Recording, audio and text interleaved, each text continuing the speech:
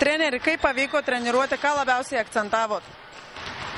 Šiandieną buvo gal pasirinkta daugiau specifinės treniruotės, tobulinom perdavimą, kokybės perdavimą, laikų, kada jį atlikti ir, sakau, tiem vaikam tai yra svarbiausia, tokiam amžiui suprasti tos dalykus ir, sakyčiau, tikrai visą treniruotę tam ir buvo skirtas dėmesys.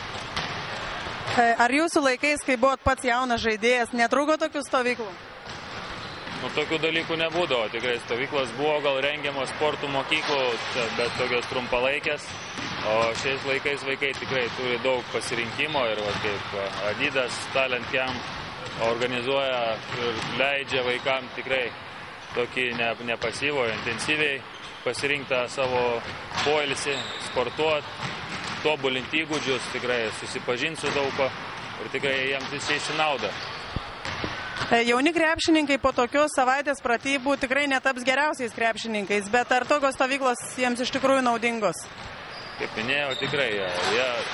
Kiekviena žinutė, kiekvienas patobulinimas, kažkokia informacija jam tikrai duos naudos, nes aišku, nuo jų priklauso, ar jie pasinaudos tai ar ne, bet jie tikrai daug žmonių sutiks, daug specialistų, kurie jam patars, pamokins ir reikalingų dalykų jam krepšinėje, jeigu jie pasirinks krepšininko kelią, tą karjerą, tokia jam tikrai bus gerai.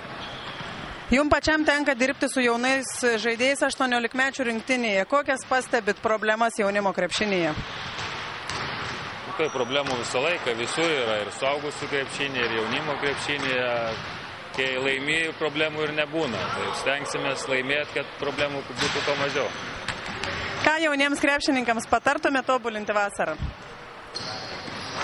Daug ką. Jauni krepšininkai, aišku, kad taptų pats geriausias krepšininkas turi, kaip sako, kuo mažiau ilsėtis, kaip sako, prižiūrėti save, rūpinti savimi ir, aišku, pats geriausiai žinai, ko tau trūksta, įsiklausyti patarimus ir krepšinis tikrai sudėtinga sporto šaka, ne vien susidedant iš tavo asmeninių galimybių ir ambicijų, bet čia yra komandinis žaidimas ir nuo daug ko priklauso.